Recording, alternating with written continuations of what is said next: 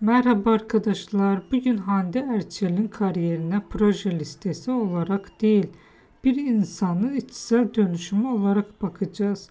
Çünkü şöhretin yüksek seviyesine çıkmak yalnızca dışsal bir başarı değil, aynı zamanda ciddi bir psikolojik ve karakter dönüşüm sürecidir.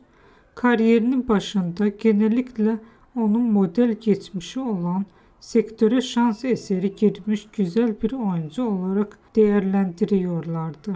Bu tür etiketler özellikle başlangıç aşamasındaki oyuncular için oldukça yaygındır ve çoğu zaman gerçek potansiyelin görünmesini engeller. Ancak zamanla onun tavrı, rol seçimleri ve iletişim biçimi değişmeye başladı. Yaşadığı kişisel kayıplar ve kamuoyu baskısı sonrasında genel imajında belirgin bir değişim gözlemlenir. Daha kontrollü, daha ölçülü ve daha bilinçli bir iletişim tarzı geliştirir.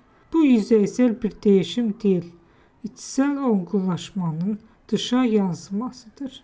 Dikkat çeken bir diğer unsur, kendini sürekli kanıtlama ihtiyacıyla hareket etmemesidir. Büyük ve agresif açıklamalar yerine çalışma, sürekliliği ve istikrarlı ilerleme üzerinde kurulu bir yaklaşım benimser. Bu yöntem kısa vadede daha az görünür. Ancak uzun vadede daha sağlam bir kariyer yapısı oluşturur.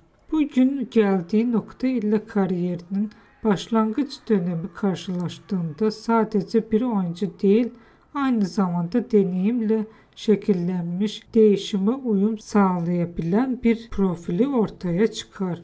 İzlediğiniz için teşekkürler. Bizi izlemeye devam edin. Yeni videolar için kanalımıza abone olmayı unutmayın.